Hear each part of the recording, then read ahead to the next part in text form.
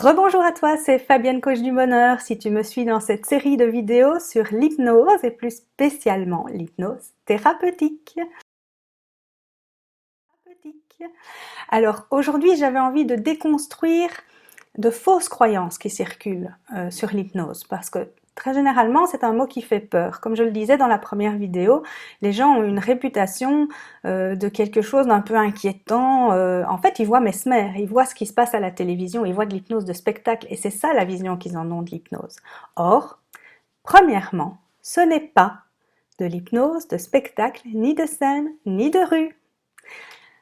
L'hypnose, ce n'est pas ça, en tout cas pas en thérapie, ce n'est pas là-dedans qu'on va aller. D'ailleurs, je vais vous le prouver. Mesmer, on croit parfois qu'il a des pouvoirs particuliers sur les gens. Mais non, c'est juste un truc. Il a environ 5000 personnes devant lui. Il leur fait faire quelques petits exercices qui sont des pré-tests pour sélectionner les sujets les plus réceptifs. Et sur les 5000 personnes, il y en a seulement maximum 10 qui montent sur scène. Et vous savez pourquoi ? Parce que ces gens-là, eux, sont prêts à le faire. Contrairement à tous les autres qui n'ont pas bien réagi au pré-test. Et c'est pour ça qu'il arrive à leur faire faire la poule sur scène, ou des bêtises, ou manger un oignon en croyant que c'est une pomme.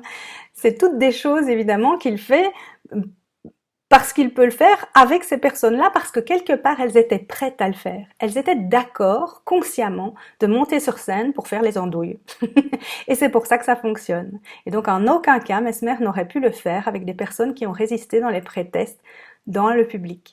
C'est pour ça que ça fonctionne et c'est pour ça que c'est bluffant. Et c'est aussi pour ça qu'il s'appelle le fascinateur et non plus le terme d'hypnose. Il ne l'utilise plus. Je pense que c'est à bon escient parce que c'est vraiment quelque chose de différent.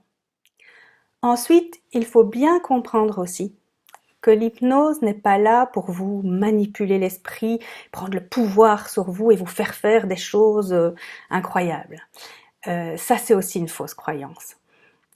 Je me souviens d'un film de Woody Allen.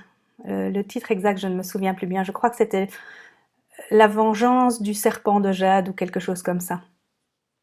Et dans ce film, c'est un assureur, si je me souviens bien, et il doit poursuivre des grands voleurs. Or, il est manipulé par un hypnotiseur, enfin manipulé en gros guillemets, pour réaliser un super gros casse, cambriolage extraordinaire, etc. Et donc on le voit tout le long du film agir un petit peu comme un robot, comme une marionnette, ce qui est totalement faux, bien évidemment, c'est pas comme ça que ça marche. Mais ce qu'il y a d'intéressant, c'est qu'à la fin du film, on apprend qu'en fait, il est complètement fasciné par tout ce qui est Arsène Lupin et voleur de haut vol. Et donc forcément, comme il a un idéal et quelque chose qui finalement en lui fait dire qu'il aimerait bien être ça, même s'il ne veut pas l'avouer, eh bien, son inconscient répond au conscient, il est prêt à le faire et il le fait. C'est pour ça que ça fonctionne. Donc retenez bien ceci. Si vous n'avez pas envie de faire quelque chose, l'hypnothérapeute ne pourra jamais vous faire faire quelque chose que vous ne voulez pas consciemment. Et d'ailleurs, ça serait totalement pas déontologique ni éthique. C'est impossible de faire faire quelque chose à un patient sans son consentement, réellement. Donc voilà, rassurez-vous, l'hypnose, ce n'est pas ça. Et d'ailleurs, si vous espérez pouvoir l'éviter ou vous vous attendez à ce genre de choses en thérapie, sincèrement, vous allez être déçus. Voilà, je vous retrouve dans une prochaine vidéo encore sur le thème de l'hypnose et nous parlerons cette fois de...